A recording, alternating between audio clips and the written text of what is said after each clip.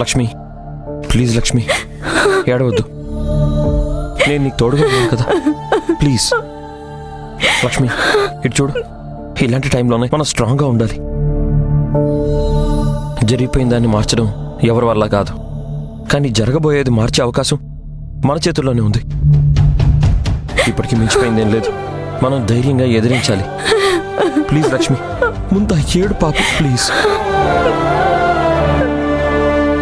తప్పంతా నాదే లక్ష్మి. డే 1 నుంచి నీ ప్రెగ్నెన్సీ కన్ఫర్మ్ అయిందో లేదో అని చాలాసార్లు చెప్పావు, కానీ నేనే అనవసరంగా హడావుడి చేశాను.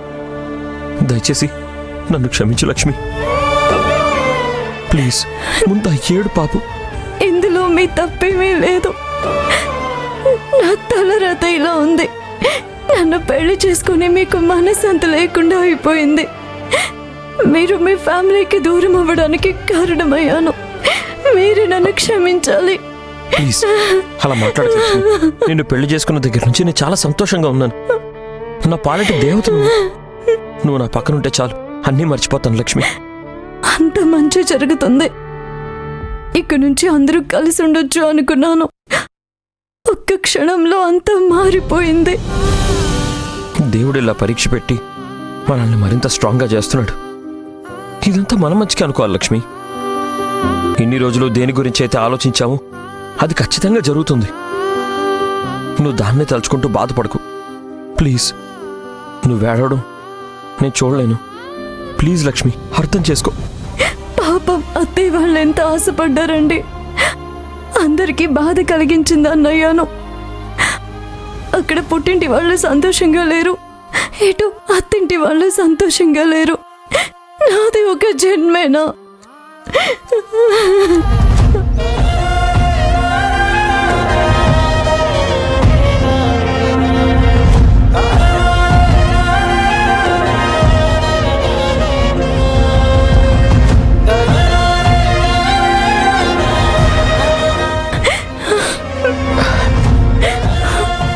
చూడు లక్ష్మి, ఇదివరకే నువ్వు ఇంట్లో వాళ్ళ మాటలకి బాధలో ఉన్నావు.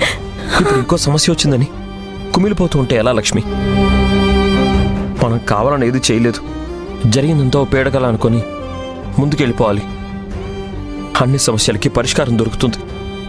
ప్లీజ్ లక్ష్మి, నువ్వు బాధపడకు.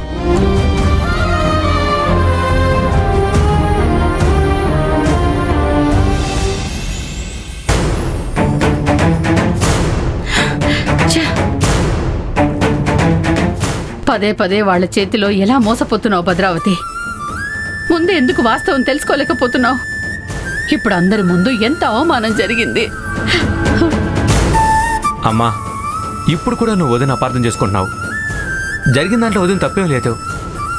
వదిన ఎప్పుడు మనల్ని బాధ పెట్టాలి అనుకోదు.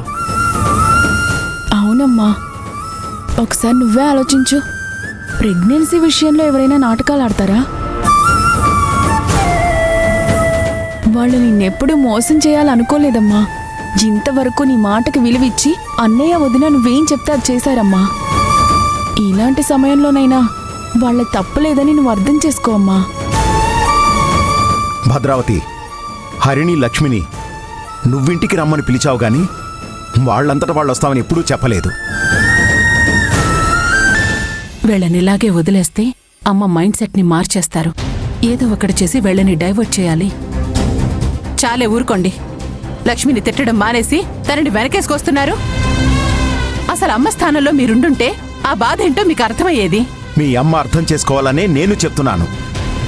ఇక్కడ మీ అమ్మకే ఇంత బాధగా ఉంటే తనకి బిడ్డ పుడతాడని, తొందరలోనే అమ్మ అనిపించుకుంటానని కలలు కన్నా లక్ష్మి ఇంకెంత బాధపడుతుందో అని ఆలోచించు. అయినా సరే లక్ష్మి భద్రావతికి క్షమాపణ చెప్పి ఒక మెట్టెక్కింది. కానీ మీరు మాత్రం ఇంకా తనని ద్వేషిస్తూనే ఉన్నారు. అవునవును, తనలాగా నాటకం ఆడడం మాకు రాదు కదా.